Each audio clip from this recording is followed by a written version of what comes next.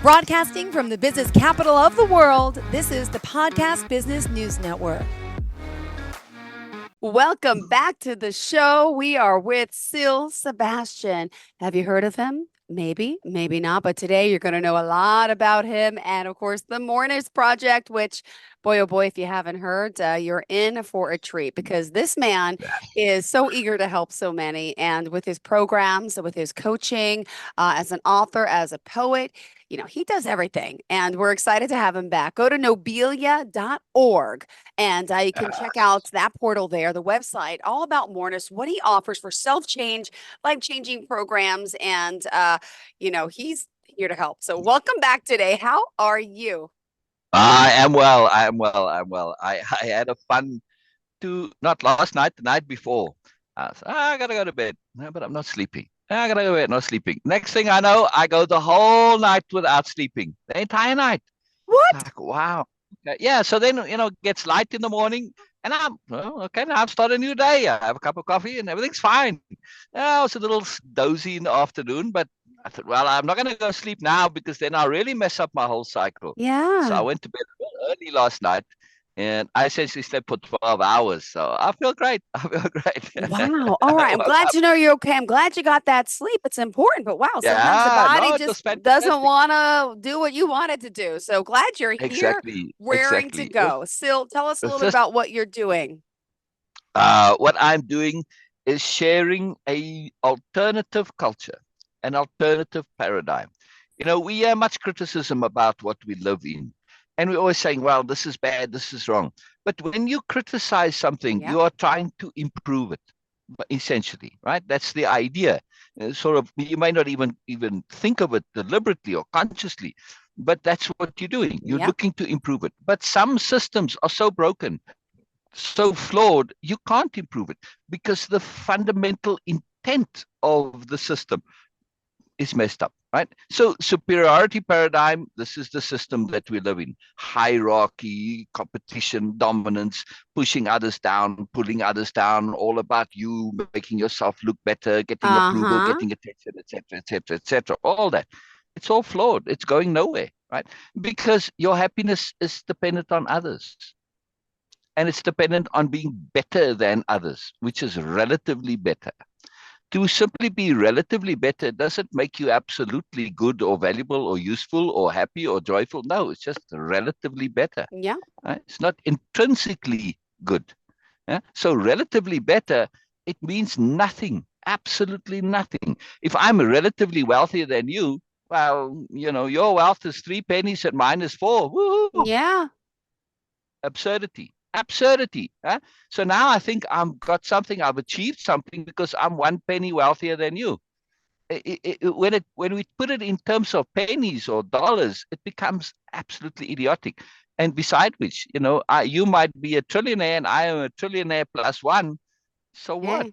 Doesn't Yeah. make you happy either, right? Nope. So all of this artificial measures of happiness. Our Mm-hmm. entire culture is all about artificial measures of happiness.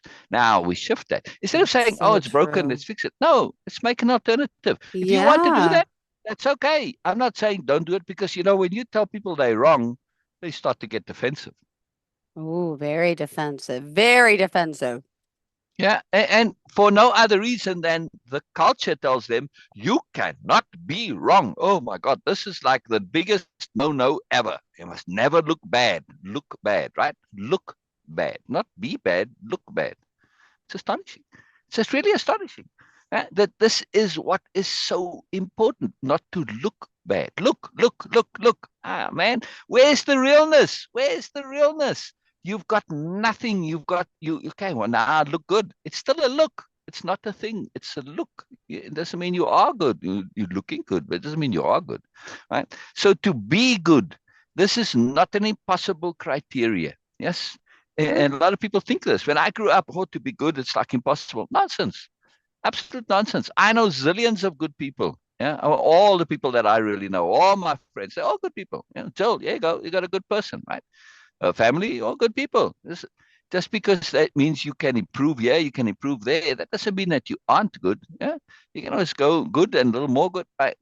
It can just be good, right? There's no real quantifying to good. If you are good, you're good. End of story. How you apply that, your daily practices, your habits, that's a different story. Yes, because we grow up in a way where we've been taught to be not good. The superiority paradigm is all about not being good Yeah. because it's all about hierarchy and dominance. It's not good. Yeah.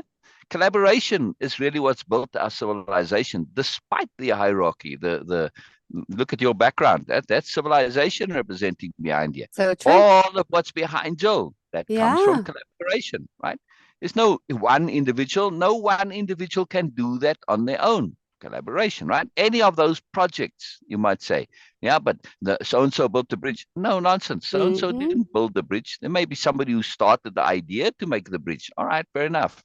But typically stuff like that, it's sort of obvious that we need a bridge. At some point somebody might be just that one will spark. Well, let's make the bridge. And we say, well, yeah, duh. Okay, and they get going. But if they hadn't said it, somebody else would have, right?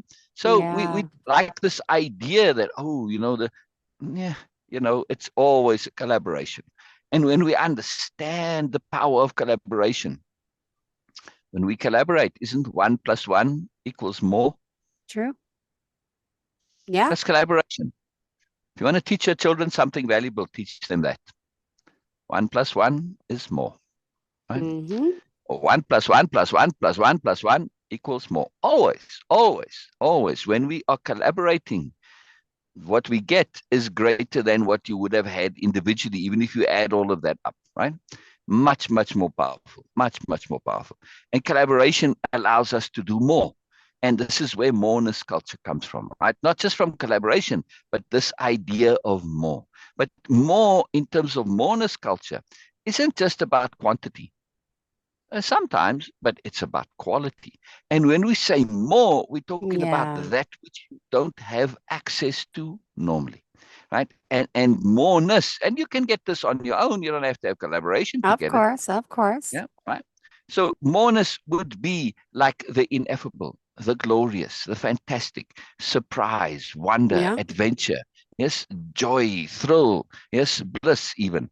Any of the superlative Yeah. characteristics, qualities, ways of being, feelings, moods, all of that, that's moreness, especially that which you don't expect, right? Now, when we think of typically, and I think I mentioned this before in one of the earlier podcasts, but when it comes to moreness, can always bear repetition because it's a new way of thinking, and new ways of thinking you can't just hear once. The first time, wow, oh, that's cool. Yes, all right, wow, brilliant. Oh, okay, cool. And then where does it go? Just goes out the other side and it's gone. It's just the way our brains are.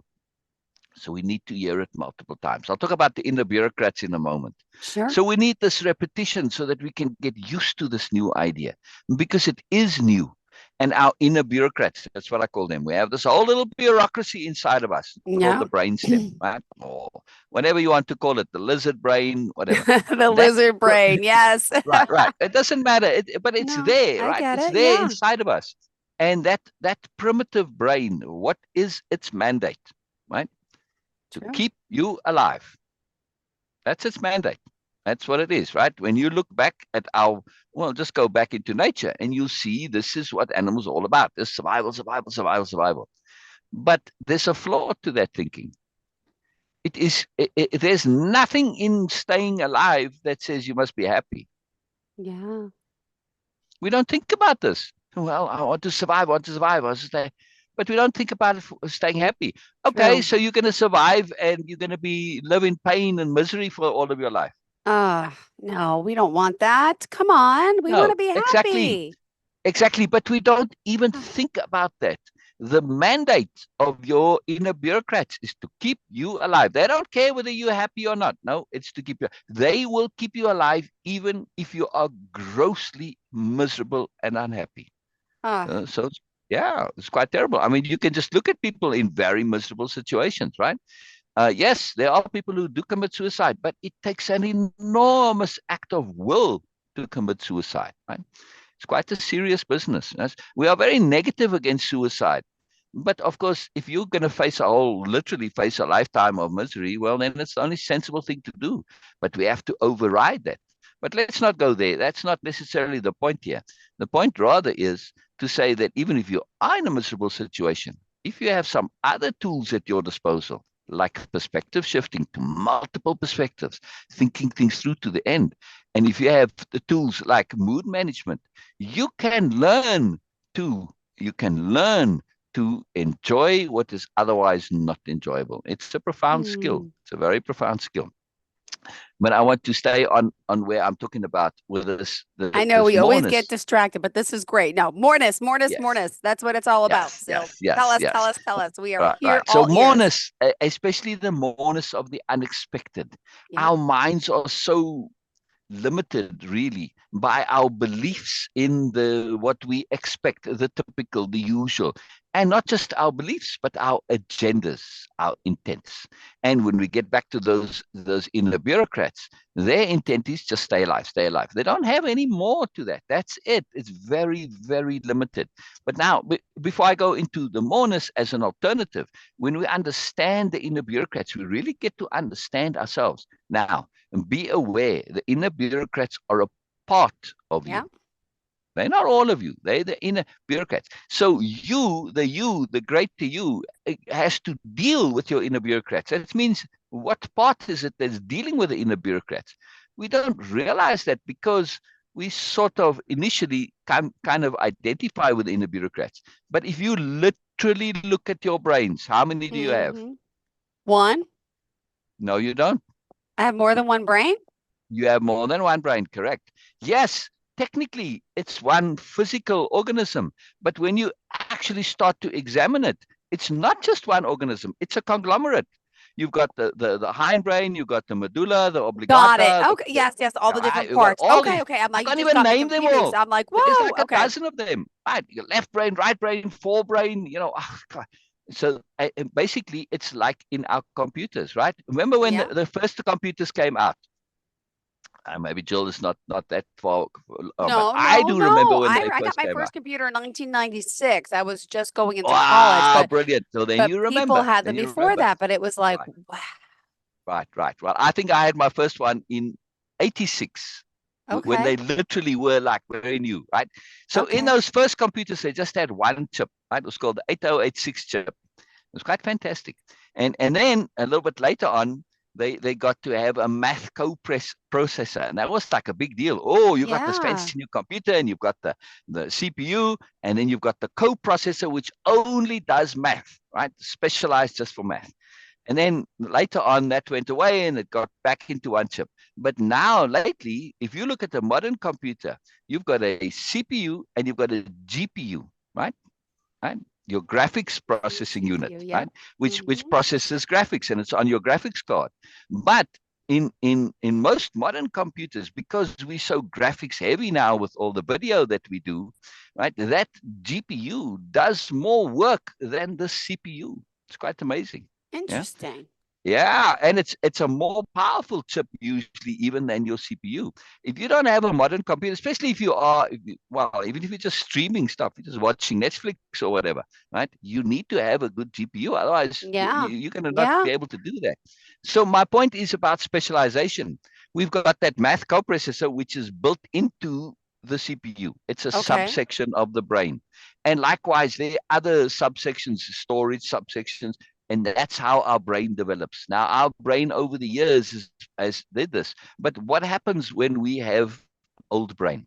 Right. So now I remember when the 8086 got upgraded to the 8088, the AT it was called, AT Oh, computer. okay. Got it. Right. Got That it. was a big deal, right? The AT. The AT was like the Yep. first major upgrade. It was very exciting. Uh-huh. By the way, for those who do not remember, when you got a computer back in that day and you turned it on, you had a black screen and it was blinking. If you turned that on today and you got to say, my computer's broken, and you'll be on with customer support, my computer's not working, Oh, it's got and a then black what screen, about it's the blinking. sound when it connected to the internet? Right, right. Well, there wasn't even internet back then. There was no Okay, you're internet right. All back right. then. I'm ahead of Right, my right, right, time. right, right, right. So that black screen, you had to write your own programs. You got a little manual of basic, and you had to write your own programs. So when programs came out, it didn't take very long when they realized that people want to be programming their own programs. This is like nerd heaven to get your computer and program. But for regular, People, nope, nope, nope. In a Word, the word processing program. Actually, wasn't Word. Word came later. I'm trying to remember the very first one. I think it was Hmm. like WordCraft or something like that. But the first word processing program, huge big deal. And then came Okay. Lotus. Lotus 1, 2, 3. Mm-hmm. If you're a computer nerd from back in the day, you'll remember Lotus 1, 2, 3, the first spreadsheet program. Absolutely revolutionary, changed everything. It was incredible. And then you added a database program. Those three, that was the holy trinity. The word processing program, the spreadsheet, and the database programs. Oh my God, it just changed the Wow. whole thing, everything. Anyway, very exciting. So you had moreness, right? You had this Yeah. idea, but that was profound moreness. The point I'm making is that our computers, they evolved. And then when that AT computer came out, to get back to the AT and why I mentioned it, that new chip, it included the entire 8086 chip. Oh, And they reduced it, yes, they shrunken it. I mean, the physical size was more or less the same, right? Actually, I think it was slightly bigger, right? So you needed a whole yeah. new motherboard to fit it in. But nonetheless, the 808 chip, the entire 808 chip, was now a small part of the 808 chip. Mm. Yes. And likewise, ever since then, right, each new chip included the old chip, Oh, which included interesting. the old chip, and Okay. right, and so on back and forth. And so Wow. why did we need to include the 8086 chip in the 8088? True. For redundancy, I'm like, I don't know. backward You got to tell me. I compatibility. don't know. Right.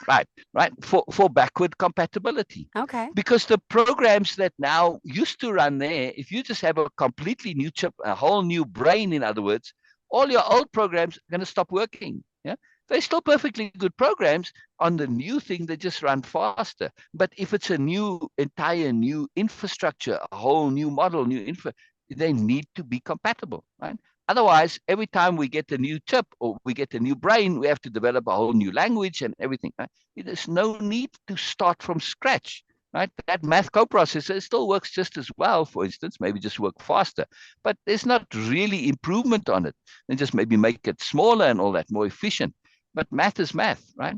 So likewise with certain other things. And that's why we have our old brains, because they do need to run the old programs, even if Wow. the old programs are no longer useful or valid or needed. Yes. Now, if you go into your most modern computer, you have that command prompt, it's called, right? And what is the command prompt? It's a way to access DOS.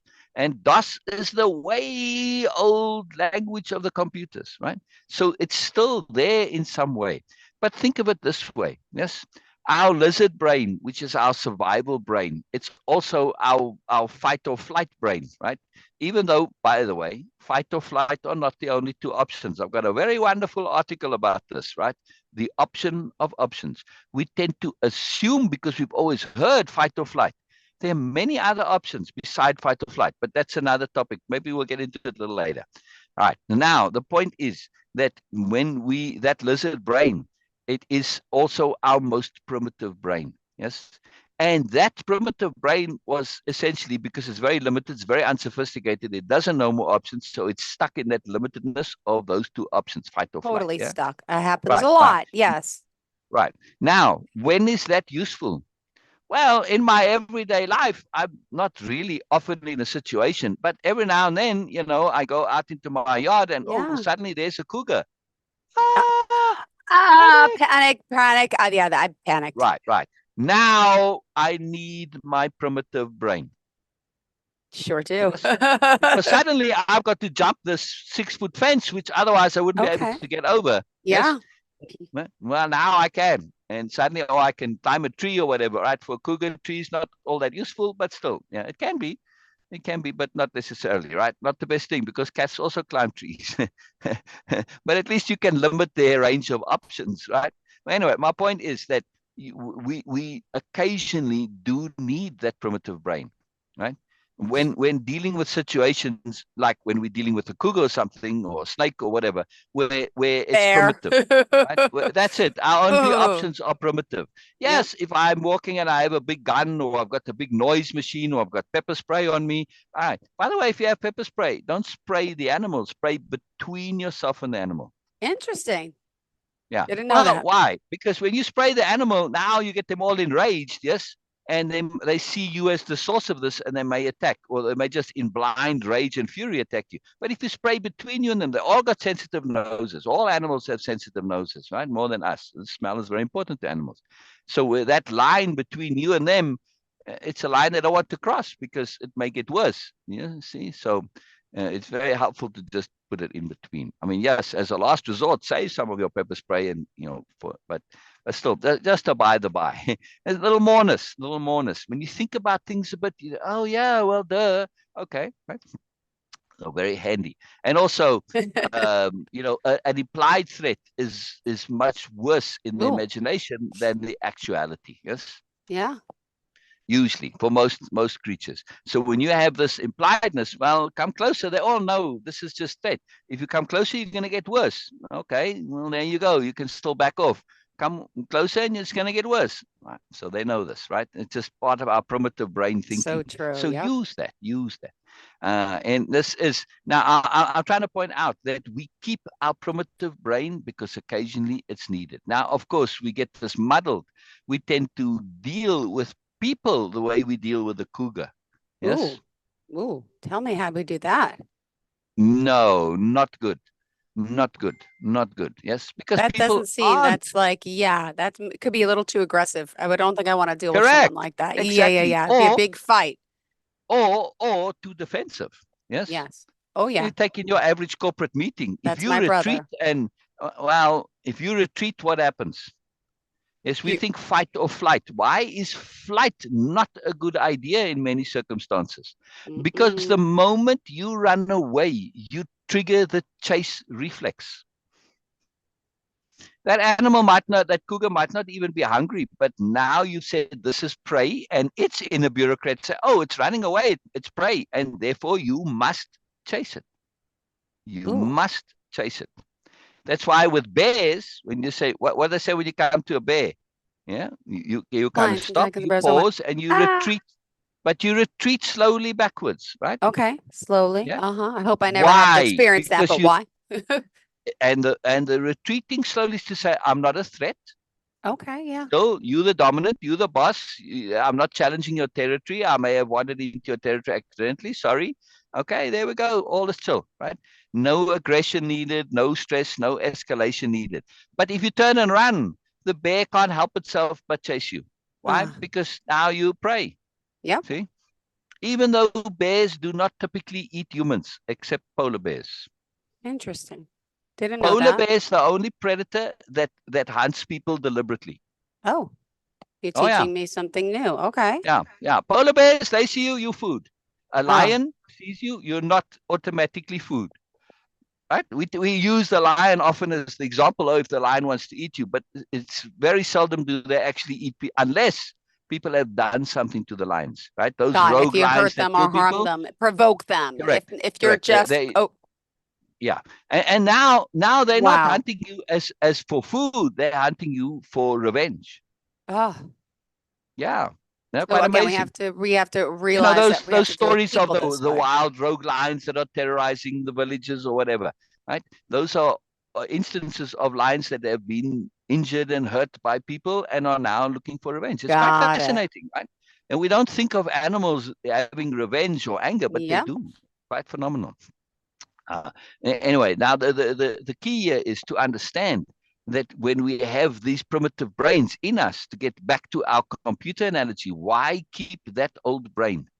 Because we need it for backward compatibility, for those Yep. instances when we Yep. need the primitive brain. Yep. Yes, there Mm-hmm. are instances. However, we mustn't also confuse it and understand that psychologically, Yep. figuratively, if somebody's criticizing me, it's not a physical attack. Somebody's criticizing me, it's not a physical attack, psychological attack, which means I don't have to go into primitive brain and react. okay, I might not want to come and fight with them, but a lot of times people do. You insult some, Mm-hmm. especially, people who are a little bit more connected to their primitive brains. The Yep. first thing they want to do is come and fight with you physically. Dude, I was just criticizing your work program, whatever you were doing, your way, right? And But now you want to the attack. ego translates that and associates it with physical, right? So people get overly physical, overly stressed. And Mm-hmm. here's the key, right, is to understand this. However, and now we create new brains, and those new brains allow us to be different. So be aware of your inner bureaucrats and Sure. be aware of their mandate. But there's more Sure. to them. I'm watching Okay. our time. I'll wrap it up. Sure. Yeah. Right. Those inner bureaucrats are very much bureaucrats. They don't Oh, throw away anything. Right. Bureaucracy never throws away anything. They always throw. Why? Because it might come in handy. okay. Because here's the key point to remember. I'll Yep. close on this. The key point to remember about the inner bureaucrats, right, is that they will not ever throw away anything because it might be useful, right? Might be. Yeah, Might. Mm-hmm. might be useful. And it's very important to be aware of that. And as a result, they store everything and they hang on to everything because they are extremely conservative. And the absolute core reason why they don't throw away anything, and the point I want to end on, is because they are not allowed one mistake. Their mandate is to keep you alive. Yeah. One mistake and you're dead. See, they don't have a second chance. You dead, you No. dead. There's no No. second chance. When you think about that, if your mandate is to not make one mistake, you have to be ultra conservative. Okay. And when we look at our politics and we see ultra conservatism, it is those Oh, people who yeah. are very connected to their inner bureaucrats, right? The inner bureaucrats have come to dominate. And so they're afraid of any change, any newness. Why? Yep. Because newness is risk. It's unproven, it's untested. I Sure can't is. make one mistake. I need proof, I need testing. So be aware when you are dealing with that, yeah? And in your own self. If you're afraid of newness, well, go out and test it, even in a small way. Provide your inner bureaucrat some proof of how this is going to be okay. Put them at ease, right? If you've ever dealt with bureaucracy, you'll know you've got to show, you've got to demonstrate, right? I want to build this Absolutely. new, right? They want to have proof that this will work. They won't just take your word for it. Never, right? But if you can prove it to them, no problem. Okay, all right, there you go, right? And sometimes their proof is bogus. Well, if everybody does it, it must be true. Okay, this is true when it comes to eating berries. Well, if everybody eats it, it must be okay to eat. Yes, I Yeah. agree Yeah. so. Of course, not always. You may have a berry Berry allergy. allergy or, yeah, get Yeah, allergic and vomit right. or, But in general, if in general. everybody's on the ice, it's okay to walk on. Yeah. It's generally true, Until right? You someone may be falls the in. But yeah, I get it. I right. get it. Well, I mean, you may be the hundredth monkey that tips the scale and the ice breaks and everybody else. But in general. So if everybody believes it, it must be true. Watch how people subscribe to that. And conspiracy theories, well, everybody believes it, it must be true. Hmm. Not necessarily, right? Nope. So be aware of the limitations of your bureaucracy, right? And when Beautiful. dealing with them, you can just provide them with instances. Well, so and so believes it. So, oh, Yeah. okay, well then it must be true. So they're not all that smart, right? But they are very, very conservative. It's very useful to know, very useful to be aware of, right? Very Well, you powerful. are very useful. You are doing so much. And Thank as we you. wrap Thank up you. today's show, tell us how we can contact you and some of the programs that you offer.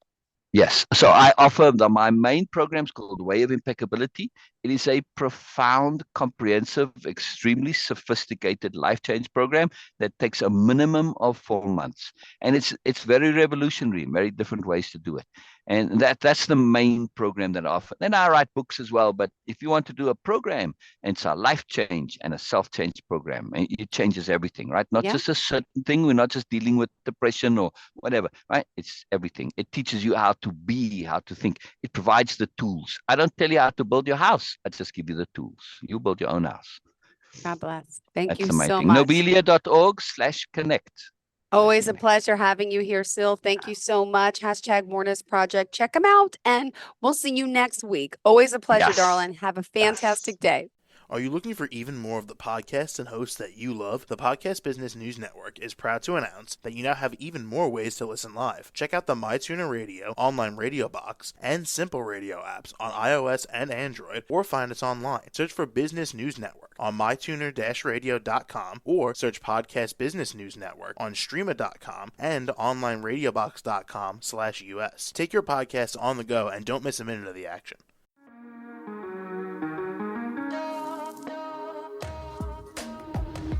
Broadcasting from the business capital of the world, this is the Podcast Business News Network. For nearly 2,000 severely injured veterans, everyday life has become filled with barriers. Day-to-day simple tasks can become pretty daunting. I have to carry my chair up 2 flights of steps or have somebody do it for me. What scares me the most is just the falling. When I'm struggling with my house, I think, to have that one great barrier just knocked down, it's crucial. Home for Our Troops is a wonderful nonprofit that builds a mortgage-free, fully adaptive, handicap-accessible house. And there's no catch. It'll be our very first home that we've ever owned. This is a game changer. This is where your life begins again. We need you to join us in completing this important mission. Please visit hfotusa.org and help build homes and rebuild lives. Because of you, everything's going to be okay.